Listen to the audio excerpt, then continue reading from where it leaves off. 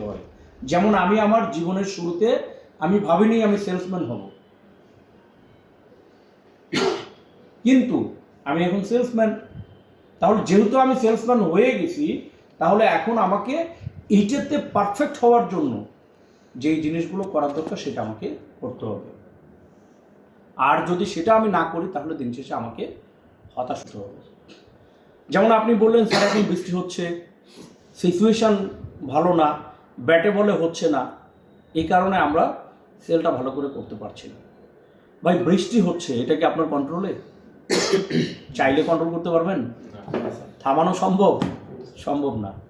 তাহলে যেটা আমার কন্ট্রোলেই না সেটা নিয়ে আমার হতাশ হয়ে লাভ হবে? লাভ কোনটা নিয়ে হবে? যেটা আমার কন্ট্রোলে। আমার কন্ট্রোলে কি? আমি প্রতিদিন কাস্টমারের সাথে যোগাযোগ করতে পারি, এটা আমার কন্ট্রোলে। আমি চাইলে 5,000 কাস্টমারের লিস্ট আমার কাছে আছে, আমি প্রতিদিন 100 কাস্টমারের সাথে যোগাযোগ করতে পারি, আমি তাদের সাথে রিলেশন বিল্ড আপ করতে পারি। রিসার্চ বলছে আগামী দিনের বিজনেস টিকে থাকবে রিলেশনের উপরে ডিপেন্ড করে। আপনি ডিসকাউন্ট দিয়ে, কোনো সুবিধা দিয়ে আপনি ব্যবসা করতে পারবেন না, কারণ আপনি 10 টাকা ডিসকাউন্ট দিবেন, আপনার কম্পিটিশন 20 টাকা ডিসকাউন্ট দেবে। আপনি কোনো জায়গায় অফার দিবেন, কাউকে থাইল্যান্ড পাঠাবেন, আপনার কম্পিটিশন শ্রীলঙ্কা পাঠাবে। আপনি শ্রীলঙ্কা পাঠাবেন, আরেকজন লাস ভেগাসে পাঠাবে, তাহলে আপনি কি করবেন? এই জন্য আপনি যখন কোনো কাস্টমারের সাথে রিলেশন বিল্ড আপ করতে পারবেন এবং সে আপনাকে ট্রাস্ট করবে।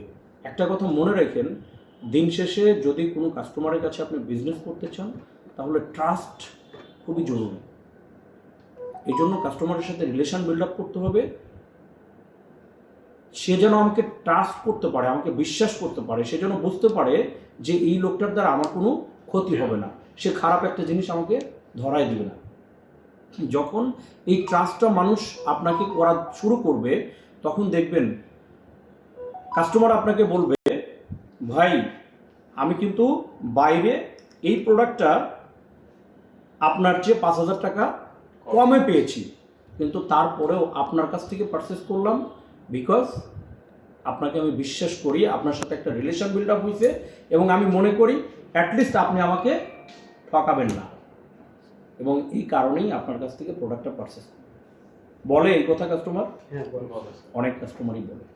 তো এই জন্য সিচুয়েশনকে আমরা কখনোই দোষ দিব না। লাইফে কোনো কিছুই পারফেক্ট হয় না রে ভাই, পারফেক্ট করে নিতে হয়। সিচুয়েশান যেটাই হোক, আমি যদি মনে করি যে আমি সেল করব, সৃষ্টিকর্তা আপনাকে এটা করার জন্য যত ধরনের প্রসেস আছে আপনাকে সহযোগিতা করার জন্য সেই প্রসেসগুলো খুলে দিন।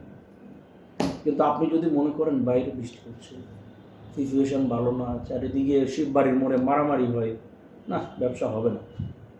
আপনার পা থেকে মাথা পর্যন্ত টোটাল শরীরের প্রত্যেকটা পার্ট আপনাকে বলবে সেল হবে না, আপনি পারবেন না, আপনি এটা করার দরকার নেই, কারণ আপনি নেগেটিভ চিন্তা করেছেন, আপনার টোটাল বডি নেগেটিভ হয়ে গেছে।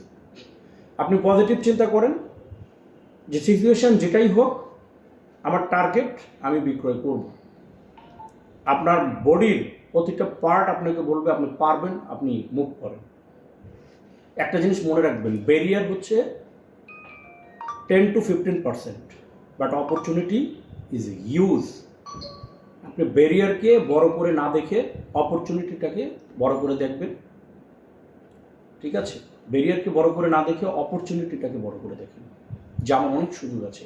কোম্পানি আমাকে 2 কোটি টাকা দিয়ে শোরুম করে দিচ্ছে, আমাকে বেতন দিচ্ছে, বিক্রি করলে আবার আমাকে ইনসেন্টিভ দিচ্ছে, কমিশন দিচ্ছে। এই সুযোগ আমি কেন হাতছাড়া করবো? আজকে আমি যদি একটা এরকম ডিসপ্লে করতে যেতাম, তাহলে আমার জমি বাড়ি বিক্রি করে নিয়ে এসে আমাকে ডিসপ্লেটা করতে হতো। কোম্পানি তো সুযোগ করে দিচ্ছে ভাই, এবং পাশাপাশি কোম্পানি কিন্তু টাকা পয়সা দিয়ে আমাকে ব্যবসা শিখাচ্ছে, এটা কিন্তু একটা ফ্যাক্ট। এই ব্যবসাটাকে আমি আগে জানতাম? তাহলে ব্যবসাটা কিন্তু কোম্পানি আমাকে শিখাচ্ছে। তাহলে কোম্পানি যখন আমাকে ব্যবসা শিখিয়ে দিচ্ছে, এরপরে আমি কি করতে পারবো? আমি কিন্তু চাইলে এই ধরনের একটা ব্যবসা ছোট করে শুরু করতে পারবো। কিন্তু কোম্পানি যদি আমাকে না শেখাতো, আমি কি চাইলেই সেই ব্যবসাটা শুরু করতে পারতাম? পারতাম না। তাহলে অপরচুনিটি ইজ হিউজ। আপনার কাজ হচ্ছে অপরচুনিটিটাকে লুফে নেয়, অপরচুনিটিটাকে কাজে লাগান, দেখবেন দিন শেষে আপনারা ভালো থাকবেন।